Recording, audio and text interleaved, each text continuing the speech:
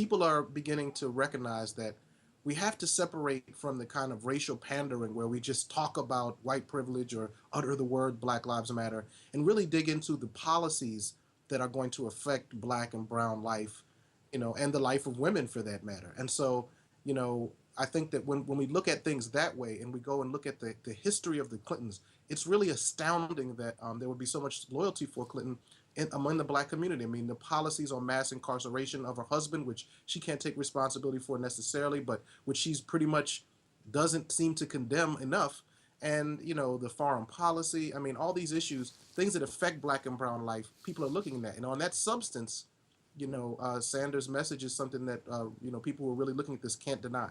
And I think you echoed essentially what Michelle Alexander wrote in The Nation this week, another big sort of plus for Sanders. She wrote an article in The Nation entitled, "Why Hillary Clinton Doesn't Deserve the Black Vote, from the crime bill to welfare reform policies Bill Clinton enacted and Hillary Clinton supported decimated Black America." Now, she, too, didn't endorse Sanders. She also critiqued him, but she said he wasn't as problematic as Clinton. That is really, I mean, someone with her clout and background saying that is pretty impressive.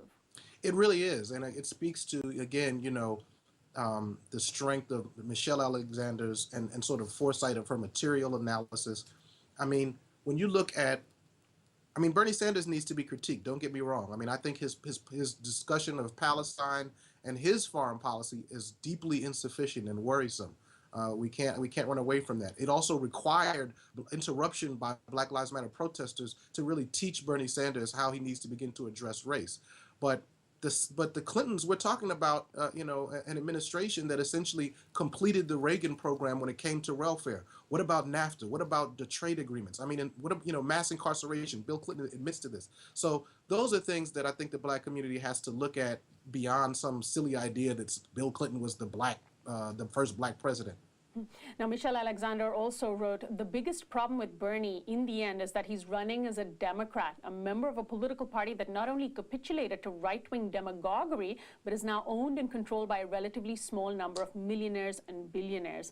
I thought this was a really good point. Already we're hearing reports that the Democratic Party establishment is going to award superdelegates to Clinton disproportionately, so that even if Sanders wins the popular vote, he could lose the nomination. Is that pretty problematic? So no matter how many inroads Sanders makes in the Black community or in the American electorate, in the end, he might not be nominated. This is something that is a definite prospect.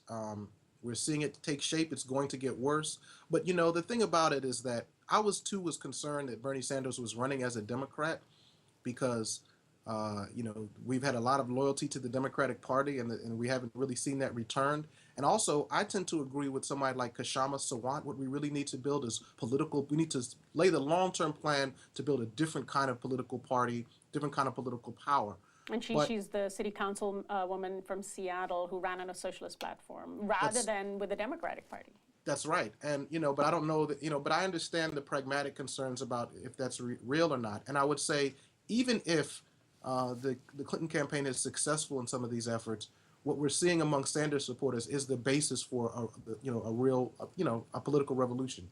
Chenjerai, you're on a university campus, which is supposed to be a place of inquiry and learning and objective thought. What are you seeing playing out on campus with students? Sanders, at least in New Hampshire and Iowa, won big with young people, won big with young women too. Are you seeing similar sorts of things playing out on Clemson's campus, or because this is South Carolina, it's a different dynamic? Well, I think I'm seeing,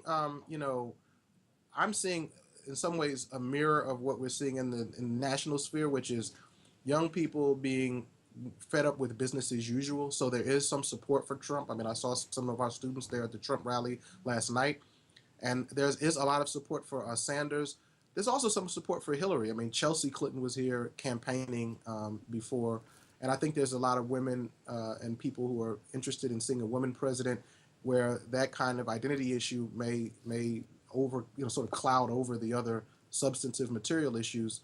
So that actually might affect women in some ways. But so I see all those national things reflected on this campus. Even though this is a Southern campus, you have students here from a variety of different areas. And I think sometimes even Southern opinion, particularly among young people, is more diverse than what one might think. Care to say who you might vote for, Chenjerai?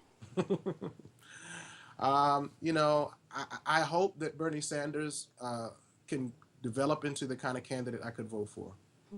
Well, on that note, I want to thank you so much for joining us and for all the work that you do. Thanks so much. Thank you.